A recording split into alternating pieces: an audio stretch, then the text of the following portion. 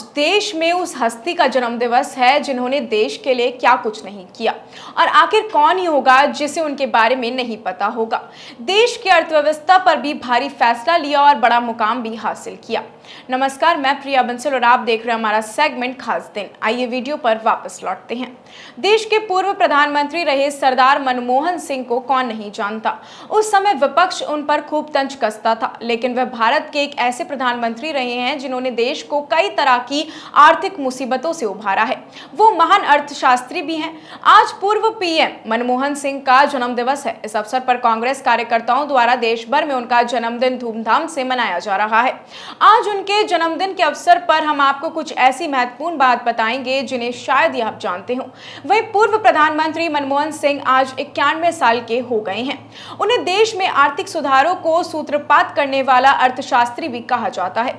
देश को गंभीर आर्थिक संकट से निकालने में उन्होंने अहम भूमिका निभाई है। मनमोहन सिंह ने 24 जुलाई 1991 को ऐसा बजट पेश किया था जिसने देश की दिशा और दशा को हमेशा के लिए बदल दिया था।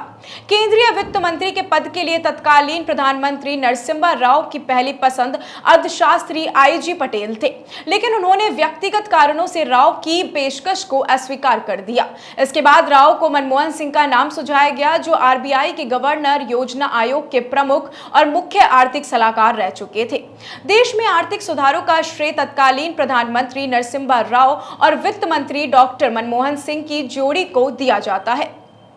डॉक्टर मनमोहन सिंह ने 24 जुलाई 1991 को ऐतिहासिक बजट को पेश करते हुए फ्रांसीसी विद्वान विक्टर ह्यूगो को अद्भुत करते हुए कहा था कि दुनिया की कोई ताकत उस विचार को नहीं रोक सकती जिसका समय आ गया हो। उससे पहले भारत की क्लोज इकोनॉमी से सरकार ही सब कुछ तय करती थी। किस सामान का उत्पादन कितना होगा, उसे बनाने में कितने लोग काम करेंगे और उसकी कीमत क्या होगी, सब सरकार तय करती है। इस सिस्टम को लाइसेंस परमिट राज कहा जाता था। 24 जुलाई 1991 में बजट ने लाइसेंस परमिट राज से देश को मुक्ति दिला दी। देश में खुली अर्थव्यवस्था का रास्ता साफ हो गया। इससे प्राइवेट कंपनियों को कई तरह की छूट और प्रोत्साहन दी गई। सरकारी निवेश कम करने और खुले बाजार को बढ़ावा देने का फैसला किया गया। इस बजट ने देश की तस्वीर बदल कर रख दी। कंपनियां फलने फूलने लगी और करोड़ों नई नौकरियां मार्केट में आ गई। आज भारत दुनिया की 5वीं सबसे बड़ी इकोनॉमी बनकर उभरा है। अमेरिका समेत दुनिया के कई देश जहां मंदी की आशंका में जी रहे हैं, वहीं भारत की इकोनॉमी तेजी से आगे बढ़ रही है। वर्ष 1991 में प्रधानमंत्री बनने से 2 दिन पहले नरसिम्हा राव को कैबिनेट सचिव नरेश चंद्रा ने एक नोट लिखा था, जिसमें बताया गया था कि भारत की आर्थिक स्थिति बहुत खराब है। देश के पास 1 महीने के आज्ञात के लिए भी पैसे नहीं बचे हैं। ऐसे में उन्हें वित्त मंत्री के रूप में एक ऐसे शख्स की तलाश थी जो देश को इस स्थिति से उभार सकता था। तब पीसी अलेक्जेंडर ने उन्हें रिजर्व बैंक के गवर्नर रह चुके और लंदन स्कूल ऑफ इकोनॉमिक्स के डायरेक्टर आईजी पटेल का नाम सुझाया, लेकिन आईजी पटेल दिल्ली आना नहीं चाहते थे क्योंकि उनकी मां बीमार थी। इसके बाद अलेक्जेंडर ने ही मनमोहन सिंह का नाम सुझाया। अलेक्जेंडर ने शपथ ग्रहण समारोह में 1 दिन पहले मनमोहन सिंह को फोन किया।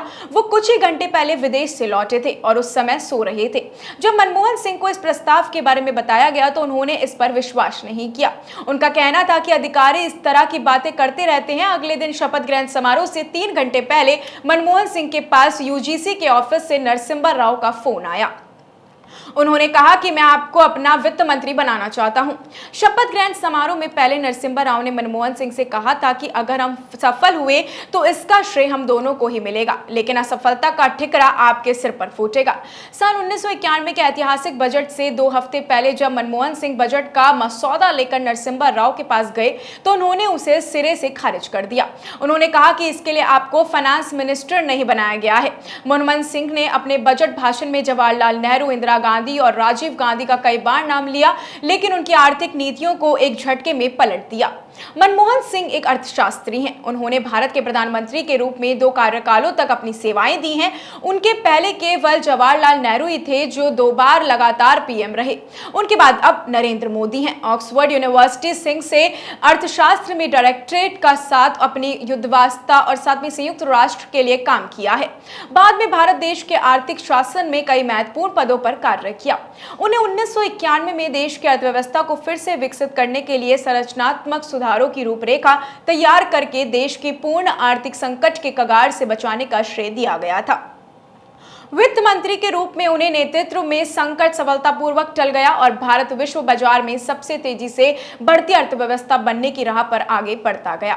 मनमोहन सिंह ने 1993 में वर्ष के वित्त मंत्री के रूप में यूरोमनी पुरस्कार जीता था। साथ ही 1993 और 1994 के लिए एशिया वर्ष के लिए वित्त मंत्री के रूप में एशियामानी पुरस्कार जीता।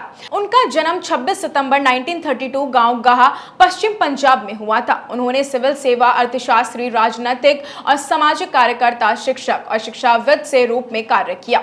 उनके पिता का नाम गुरमुख सिंह तथा उनकी माता का नाम अमृत कौर है। उनकी जीवन साथी का नाम गुरशरण कौर है, जो एक गृहिणी है। पूर्व पीएम मनमोहन सिंह की 3 पुत्रियां हैं। वर्ष 1982 में वे भारतीय रिजर्व बैंक के गवर्नर रह चुके हैं।